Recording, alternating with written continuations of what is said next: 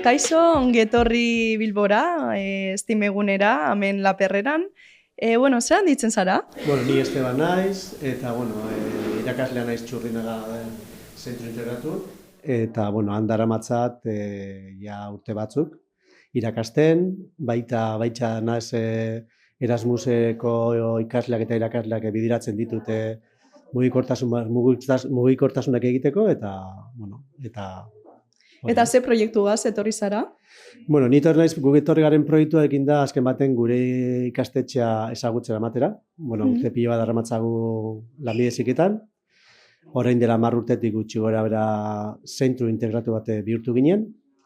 Eta, etorri gara gehien bat esatera, ze kurtsoa ditun, erdi mailako proiektu batzu ditugula lanbide heziketan, goi mailan baita ere, eta horretaz gain daukagula espezialitate desberdin batzuk, ez? Beti ere informatikari bidiratuta. Direla Big Data eta IA eta zibersegurtasuna. Eta horretaz gain daukagula erdi mailako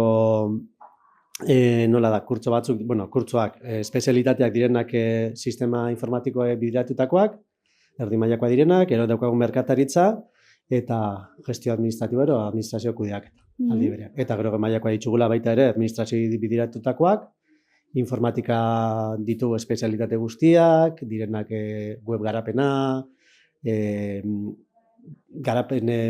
plataforma anitzeko garapena, sistemak eta sareak, eta horretaz gain daukagula administrazio eta finantza, marketingako mailakoa, kimikako familia, kimikako espezialitatea baita ere, eta pasan urtean hasi ginen energia berriztagaiekin baita ere.